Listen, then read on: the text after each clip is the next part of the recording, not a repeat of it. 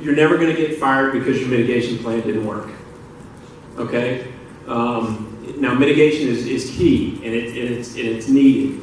But if you're going to lose your job as a local elected official or as a leader within your local government, it's going to be around logistics and the response, first off. A failure in logistics equals a failure in long-term recovery. Okay? Your citizens don't forgive you if you don't respond properly, right? The next thing becomes, in the long-term recovery, the second thing you're going to get canned over or heated over is disaster cost recovery. So the money comes from 20 different federal government agencies to fund 90 different recovery programs in this country. It's way too complex. So is your emergency manager a lights and sirens? We pulled this person off the back of the fire truck and we expect them to do all of this rebuilding? Or is your emergency manager a financial disaster guru that understands what you're entitled to after a disaster, how to help you formulate recovery goals to become more resilient, and then how to tie all that funding together, sequence it together based on how it hits, so that you ultimately do the greatest good and become more resilient.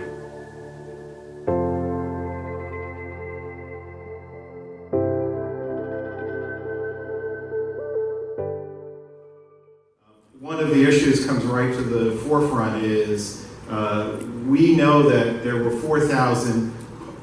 over 4,000 homes damaged. There were 3,000 homes destroyed, and then right there's a gap of what FEMA recognized versus what actually happened on the ground.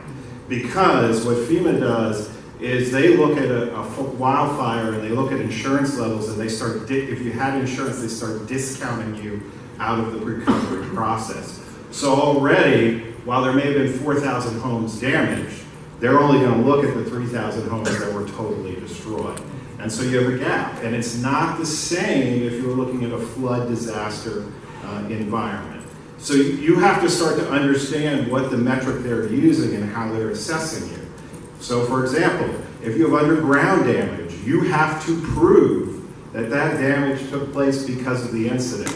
So literally, part of our water system was compromised by so much heat. If you saw the pictures of our disaster, cars melted in place. That's how much heat was going over the system. So you had underground utilities, some of it which was plastic, that melted underground into the water utility. So our first pass as a team, we didn't see any damage. We didn't see anything. So this is one of those lessons learned. You only know what you know at a particular point in the conversation. You are going to discover, as you go through this process, the things that you didn't see, and that's the important word initially. What FEMA assesses is the visible damage.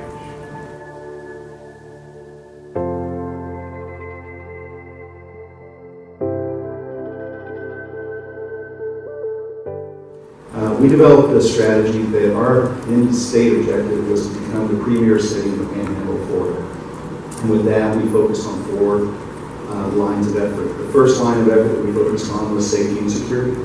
Safety and security for all, and that was beyond fire and police, but how do you create safe water environments? And since we're on the water in the Gulf of Mexico, how do you preserve your bay and your Gulf and your estuaries from other types of issues? The second line of effort that we focused on was rebuilding and enhancing key and vital infrastructure. Very much like what Sean is dealing with, we had a lot of challenges with our infrastructure. Not only was it a little bit aging, but also when you had 100-year-old oak trees that were uprooted and popped all of your water and your sewer lines, now you have absolute terrible problems, ecological issues. You have raw sewage. Here we are a year after the storm, still having leaks in sewage going into the bayous and into the bay and into the Gulf of Mexico, which is not very glorious, especially when you have to notify DEP of that. And the third line of effort that we had was to focus on our economy. We had to get this economy back up and running again, not just for the city's sake, but also for our county. We're the county seat, the largest city in a 5-county region, and a lot of these counties depend on the economic drivers of Panama City, which is Tyndall Air Force Base and a shipbuilding company that builds all the new Coast Guard cutters, and the Navy base as well as the industrial capacity along the waterways and the two major regional hospitals, which were taken to their knees as a result of this. We only had emergency room operations in the two regional hospitals. And then the fourth line of effort that we're focusing our resources into is quality of life. As we rebuild the city of Panama City, we had a massive displacement of people because of the storm. And by the way, having a storm like this at the end of the decade when you're getting ready to have a decennial census is not a good thing. That 4-hour named storm is going to now have a 10-year cumulative effect to the city in terms of its disbursements and grants and sales tax as well as geographical and political lines. So it's a real issue, but what we want to do is try to incentivize citizens to want to come back.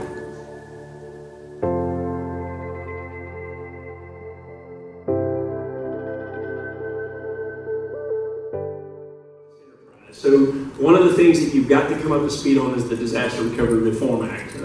We were able to get this passed as a result of the 2017 year that we went through, and it has 64 different ramifications that change the profession of emergency management and allows you more authority to overcome disasters. Are you familiar with this? Is your emergency manager familiar with this? Have you been briefed on the Disaster Recovery Reform Act? Because there's tricks of the trade in there.